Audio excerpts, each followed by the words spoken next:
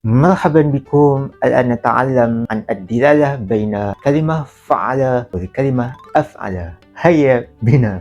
Bismillahirrahmanirrahim. Sekarang kita akan pelajari tentang perkataan fa'ala dan perkataan af'ala. Kedua-dua perkataan ini membawa makna yang berbeza walaupun terkandung perkataan yang sama di dalamnya. Fa'ala pada sesuatu itu dilakukan secara berperingkat tetapi berterusan. Adapun perkataan af'ala ini ianya tidak secara berterusan tetapi sekaligus. Contohnya kita lihat perkataan nazzala, yakni turunkan, dan perkataan anzala pun maksud turunkan. Tapi perkataan nazzala di sini maknanya adalah turunkan secara berperingkat. Allah menurunkan Al-Quran secara berperingkat, tetapi Allah turunkan kitab Taurat secara sekaligus.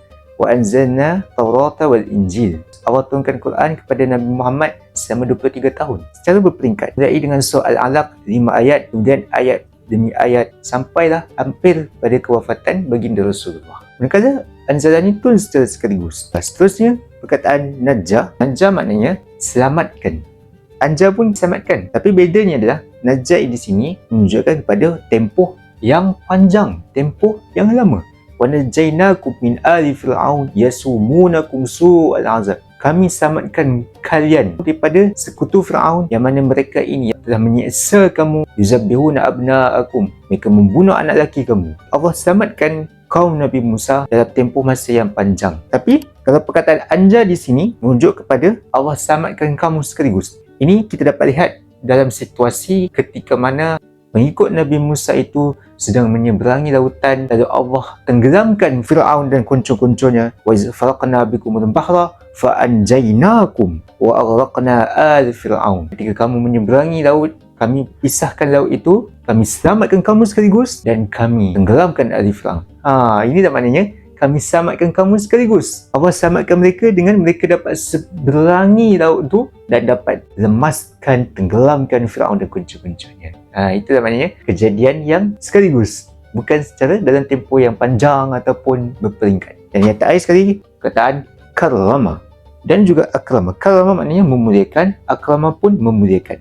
Karama di sini merujuk kepada Allah memuliakan secara berterusan. Didalah ala ad-dawamul umum. Allah memuliakan secara umum, yakni menyeluruh dan berterusan. Walaqad karramna bani Adam wa hamalnahum fil barri wal bahri. Kami telah memuliakan anak Adam secara berterusan, secara menyeluruh semua anak Adam. Kalau perkataan akrama di sini pula, ianya terhad kepada sesuatu situasi. Contohnya macam tukrimunal yatim. Kamu memuliakan anak-anak yatim itu dengan bagi dia duit. Dia berlaku mungkin secara berkala, tidaklah secara berterusan seperti mana Allah sebut tentang karamna bani Adam. Dan ianya khusus mungkin dengan harta dan material tertentu. Jadi sekadar itu saja kelas kita mengenai topik kita pada hari ini. InsyaAllah lain waktu kita bertemu lagi. Assalamualaikum. Bahasa Arab, bahasa Rasul kita. Mari kita bersama ikutinya. Basil.